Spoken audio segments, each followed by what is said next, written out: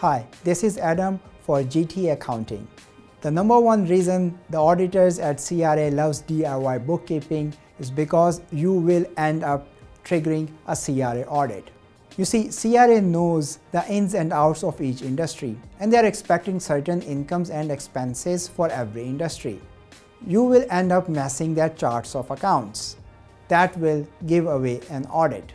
And the other reason is that you might not categorize income and expenses properly.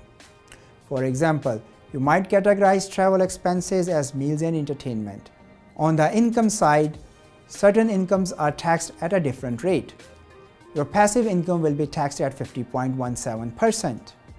Your capital gains, 50% of them are tax-free. So if you mess up this categorization at your bookkeeping level, you might end up paying more in taxes than is required.